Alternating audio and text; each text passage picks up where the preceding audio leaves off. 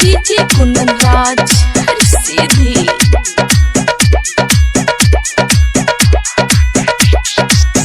हमरया चारा बोलावता पिया चैत सतावता हमरया चारा बोलावता पिया चैत सतावता लागत जड़ भोर खोजत तोहर कोर भोरहरिया न भावता मोरया चारा बोलावता पिया चैत सतावता।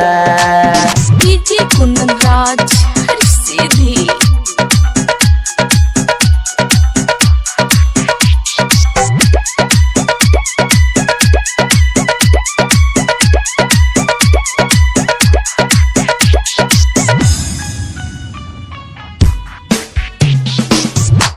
काग कोयलिया बोल बोलिया कान त मिठास न गूंजे हो दिल के हलिया करे सबलिया तोहरा कुछ ना सूझे हो। काग कोयलिया बोल बोलिया कान त मिठास न गूंजे हो दिल के हलिया करे सबलिया तोहरा कुछ न सूझे हो।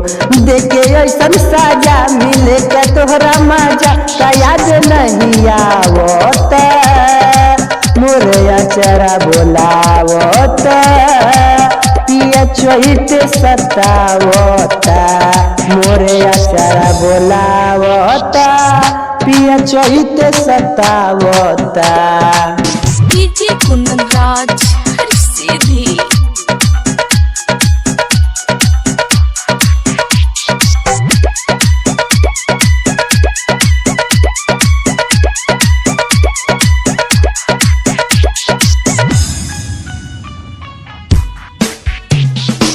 खेतवा बटैया रही त सैया बहरा न पहारा देत हो साथे कमैत हाथे खैत देना के हवा लेत हो। खेतवा बटैया रही त सैया बहरा न पहारा देत हो साथे कमैत हाथे खैत देना के हवा लेत हो।